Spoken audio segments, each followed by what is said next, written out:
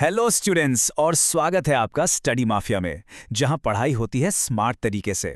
तो आज हम लोग स्टार्ट करने वाले हैं आपकी एनसीईआरटी टेक्स्ट बुक फ्लेमिंगो का पहला चैप्टर, जो कि शायद सबसे ज्यादा इमोशनल और डीप मीनिंग वाला चैप्टर है, द लास्ट लेसन। इसे लिखा है अल्फोंस डोडेट ने। स्टूडेंट्स, मैं आपको पहले ही क्लियर कर दूं, सीबीएसई बोर्ड एग्जाम्स के पॉइंट ऑफ व्यू से ये चैप्टर आसानी से 5 से 6 मार्क्स की वेटेज रखता है। इससे लॉन्ग आंसर क्वेश्चंस आने के चांसेस बहुत बहुत हाई होते हैं। इसलिए आज हम इस चैप्टर की हर एक लाइन, हर एक इमोशन को इतने डिटेल में समझेंगे कि आपको इसके बाद कोई और वीडियो देखने की जरूरत ही नहीं पड़ेगी। चलिए, इस कहानी को शुरू करने से पहले बस एक पल के लिए सोचिए। जरा इमेजिन कीजिए कि आप स्कूल जाते हैं और आपको पता चलता है कि आज आपकी हिंदी या आपकी जो भी मदर टंग है उसकी ये आखिरी क्लास है। कल से आपको वो भाषा, वो लैंग्वेज बोलने या पढ़ने की इजाजत नहीं होगी। उसकी जगह एक ऐसी लैंग्वेज ले लेगी जिसे आप ठीक से जानते तक नहीं। कैसा फील होगा आपको? अपने ही देश में, अपनी ही जमीन पर अपनी जुबान का हक खो देना। इस फीलिंग को अपने मन में रखेगा, क्योंकि यही इस पूरी कहानी का दिल है। तो इस कहानी का नैरेटर और मेन कैरेक्टर है एक छोटा सा मासूम सा लड़का जिसका नाम है फ्रांस। पता है, फ्रांस हमारे और आपके जैसा ही एक नॉर्मल स्टूडेंट है जिससे पढ़ाई से ज़्यादा खेल कूद पसंद है। और ये पूरी कहानी हमें फ्रांस के नज़रिए से ही सुनाई गई है। हम उसके साथ उस एक दिन का सफ़र तय करेंगे। एक ऐसा दिन जो उसकी नज़रों में पहले तो एक नॉर्मल बोरिंग स्कूल का दिन था, लेकिन बाद में उसकी ज़िंदगी का सबसे इम्पॉर्टेंट दिन बन गया।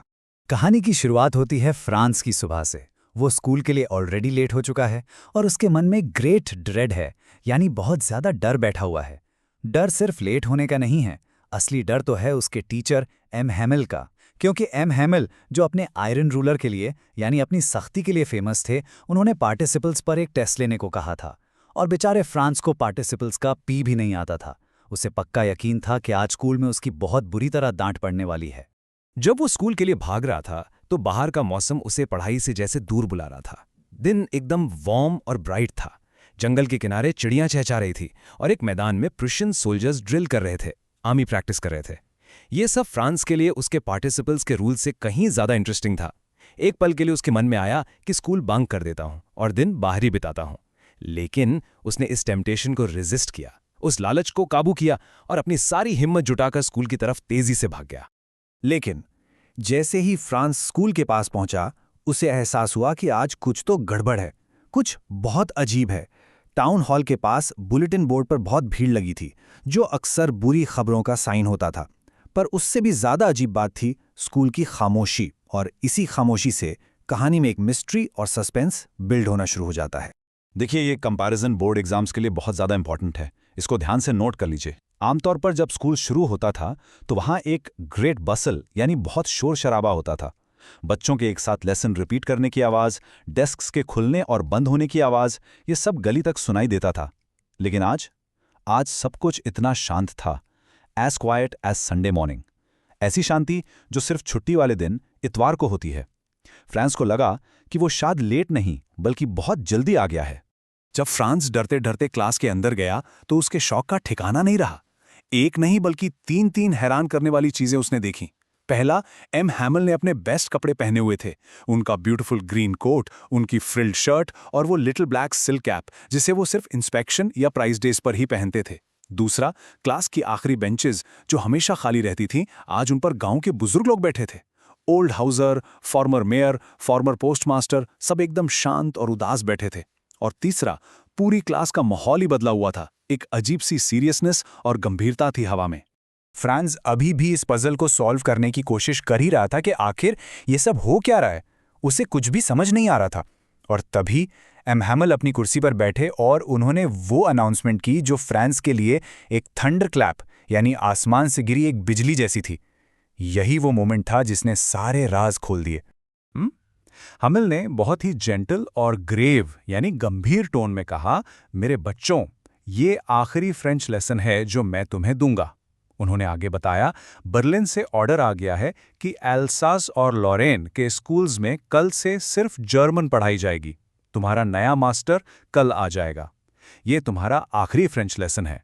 मैं चाहता हूं कि तुम सब बहुत अटेंटिव रहो। ये शब्द फ्रांस के लिए एक सदमे जैसे थे। अचानक उसे सब समझ आ गया। उसे समझ आ गया कि बुलेटिन बोर्ड पर क्या खबर लगी थी।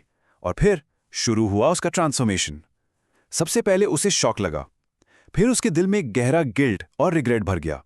उसे पछतावा होने लगा कि उसने अपनी भाषा को, अपनी लैंग्वेज को कभी सीरियसली क्यों नहीं लिया। वो अपना समय बर्ड्स एग्स ढूंढने और सार पर स्लाइडिंग करने में बर्बाद करता रहा।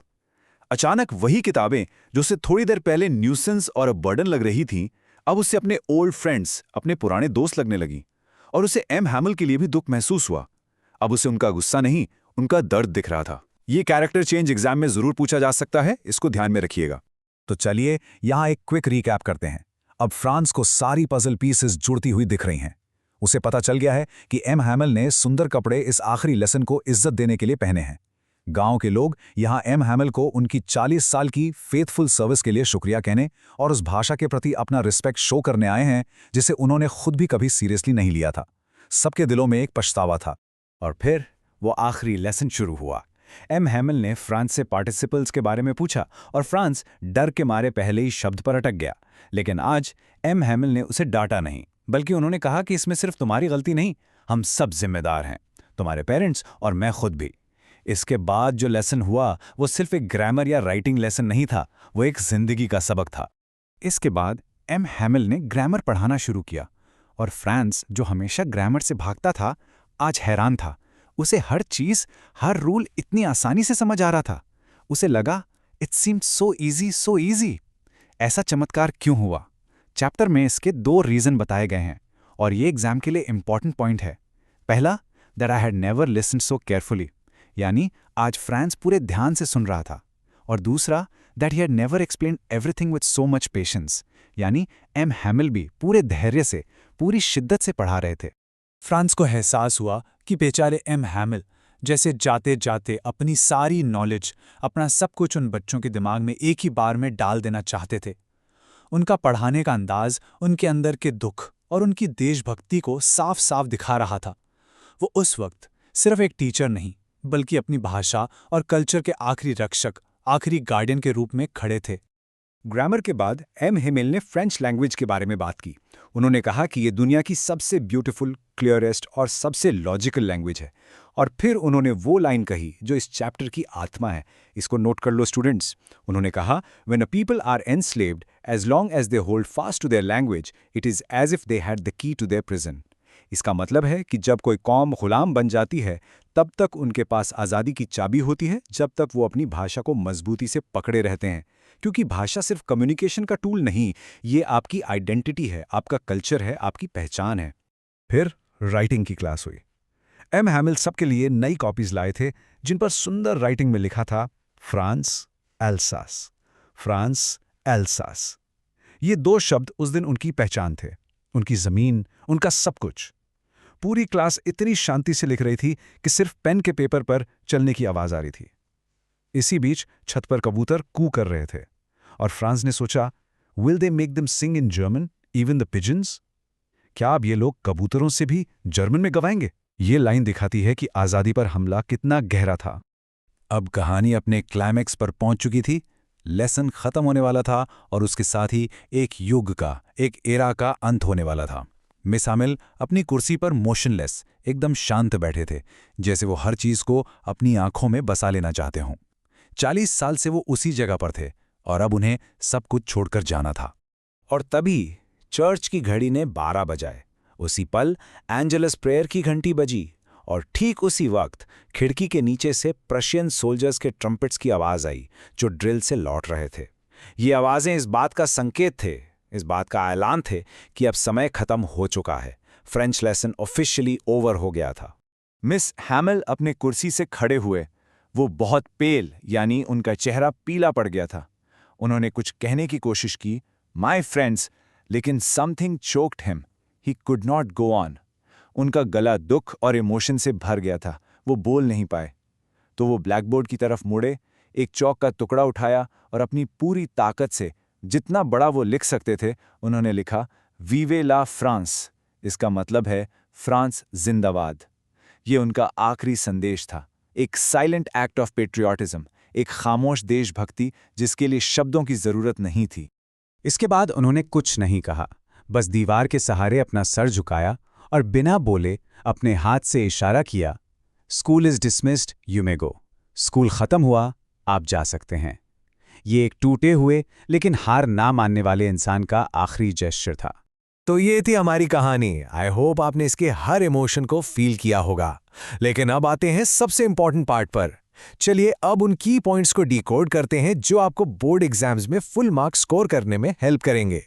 ये सेक्शन बहुत इंपॉर्टेंट है, इसको बिल्कुल ध्यान से सुनना। एग्जाम में सबसे कॉमन क्वेश्चन फ्रांस के कैरेक्टर ट्रांसफॉर्मेशन पर आता है। आप इस टेबल की हेल्प से अपना आंसर लिख सकते हैं। देखिए, शुरू में फ्रांस एक केयरलेस लड़का था जिसे पढ़ाई से ज्यादा खेलना पसंद था।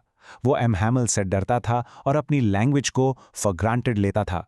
लेकिन उस आखिरी लेसन के बाद वो एक सेंसिटिव, अटेंटिव और रिस्पेक्टफुल स्टूडेंट बन जाता है जो एम हैमल के दर्द को समझता है और अपनी भाषा और पहचान की वैल्यू करने लगता है। अपने लॉन्ग आंसर्स को स्ट्रॉन्ग बनाने के लिए इन थीम्स का इस्तेमाल जरूर करना। पहला, लिंग्विस्टिक शॉविनिज्म। इसका मतलब है अपनी भाषा को सुपीरियर मानकर दूसरों पर थोपना, जैसा प्रूशियंस कर रहे थे। दूसरा, इंपॉर्टेंस ऑफ मदर टंग, कि मातृभाषा सिर्फ एक भाषा नहीं, हमारी पहचान है। तीसरा, पेट्रियोटिज्म एंड रेजिस्टेंस, यानी देशभक्ति और विरोध, जो एम हैमल के वेव लॉ फ्रांस में दिखता है। चौथा, प्रोक्रास्टिनेशन एंड रिग्रेट, यानी चीज़ों को कल पर टालना और फिर पछताना, जो फ्रांस और गांव वाले दोनों फील करते हैं। और पांचवा, रोल ऑफ एन एजुकेटर, कि एक टीचर कैसे एक पूरी जनरेशन को इंस्पायर कर सकता है। बस इतना ही।